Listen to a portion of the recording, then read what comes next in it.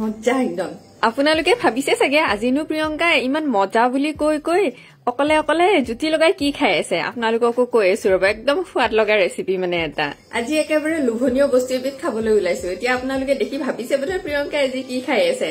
কৈ আছো কি বস্তু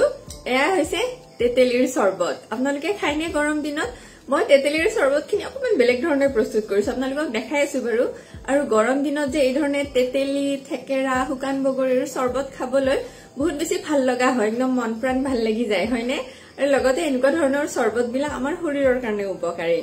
আৰু মানে কথাটো কি হয় বজাৰত কিনিবলৈ পোৱা সেই মানে বিভিন্ন ধৰণৰ কোল্ড ড্ৰিংকছ সমূহতকৈ এনেকুৱা ধৰণৰ চৰবতবিলাক আমাৰ শৰীৰৰ কাৰণে বহুত বেছি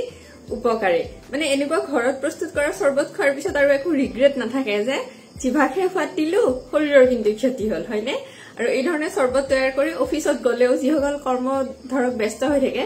লগত লৈ যাব পাৰে এতিয়া মই এক গ্লাছ খাও গ্লাছ নহয় বাৰু এক কাপ খাও আৰু আপোনালোকক দেখাই আছো মই কি ধৰণে অকমান বেলেগ ধৰণে এইখিনি প্ৰস্তুত কৰিছো মানে বহুত লোভনীয় ৰখি থাকিব নোৱাৰি আৰু একদম প্ৰথমতে 100 গ্ৰাম মান তেতেলী এই ধৰণে মই বাউলটোত লৈ লৈছো ইয়াৰে ধৰক কমেও 8-9 জন মান মানুহে চৰবত খাব পৰা হ'ব মানে খামো আৰু অলপমান মই ফ্ৰিজত থৈও দিম কেতিয়াবা ধৰক আগদিনা প্ৰস্তুত কৰি পিছদিনালৈ মই অলপ থৈ দিও বেছি দিন নথওঁ হে এদিন বা দুদিনে আৰু ইয়াতে এতিয়া মই সৰহকে পানী দি দিছো প্ৰথম অৱস্থাত কৰিবলগীয়া বিশেষ একো নাই এইখিনি ধৰক আধা ঘণ্টা মান সময় এই ধৰণে পানীত তিয়াই থৈ দিম এতিয়া এই ধৰণে ঢাকি থৈ দিছো আৰু এতিয়া এটা কাম কৰিম আমাৰ ঘৰতে কাজি নেমুৰ গছ আছে এই কাজি নেমুৰ গছৰ পৰা নেমু নিচিঙো দুটা কুমলীয়া নেমুৰ পাতহে ছিঙি লম কি কৰিম কৈ আছো ৰব চৰবতখিনি অকমান স্পেচিয়েল হ'ব গৈ আছে মানে আৰু লগতে ঘৰতে এইখিনি সতেজ পদিনা আছিলে ইয়াৰে পৰা পদিনাৰ আগ দুটা মানো এই ধৰণে ছিঙি লৈছো এতিয়া নেমুৰ পাত আৰু পদিনাৰ পাতৰ যোগাৰ হৈ গল এফালে আমাৰ তেতেলিও পানীত তিতি হৈয়ে গৈছে ৰেডি বোধহয় এয়া আমাৰ তেতেলীখিনি প্ৰায় আধা ঘণ্টা মান সময় ধুনীয়াকে পানীত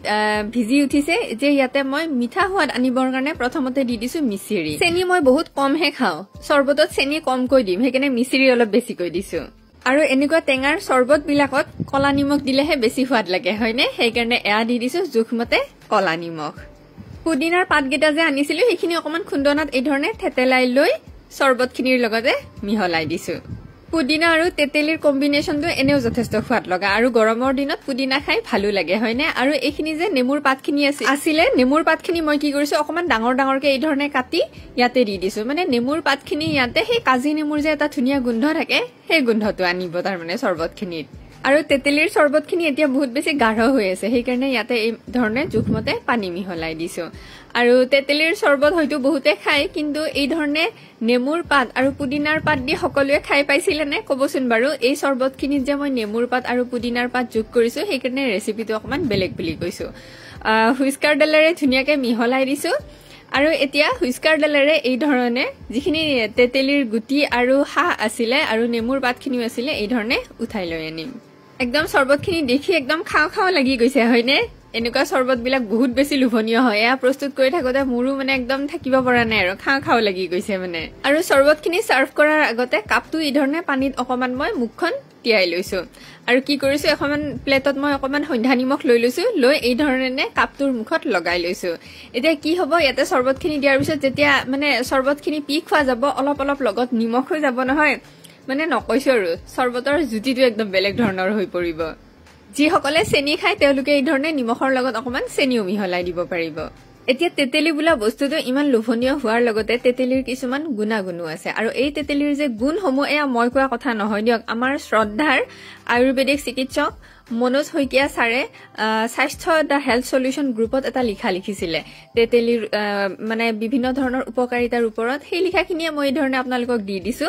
এইখিনি মই কোৱা কথাও নহয় চাওক ছাৰে কোৱা কথাই আপোনালোকে পঢ়ি চালে গমে পাব তেতেলীৰ কি কি গুণাগুণ আছে আৰু এটা কথা বহুতে ভাবে তেতেলী খালে তেজ পানী হয় শৰীৰ দুৰ্বল হয় লো প্ৰেছাৰ হয় এইবিলাক একেবাৰে মিছা কথা ছাৰৰ লিখনিটো দেখিলে আপোনালোকে নিশ্চয় ধৰিব পাৰিব লগতে এইটো কথাও দৰকাৰী সকলো বস্তুৰে অতিমাত্ৰা বেয়া সেই ধৰণে তেতেলীও পৰিমাণত খোৱাটোহে ভাল কিন্তু আপোনালোকৰ ৰেচিপিটো চাই কেনেকুৱা লাগিলে কব এফালে মোৰ আধা মান খাই শেষ টকালি পাৰি পাৰি খাই আছো আৰু কমেন্ট কৰি কবচোন কোনে কোনে এই ধৰণে তেতেলীৰ চৰবত আগৰ পৰাই খায় আৰু কোনে আজি প্ৰথম দেখিছে আৰু কি কি বস্তুৰ চৰবত কৰি খাই বাৰু কব আপোনালোকে যিবিলাক মানে আমাৰ শৰীৰৰ কাৰণে উপকাৰী হয় গৰম দিনত মই কেৱল মাত্ৰ তেতেলীয়ে নহয় আৰু এনেকুৱা বিভিন্ন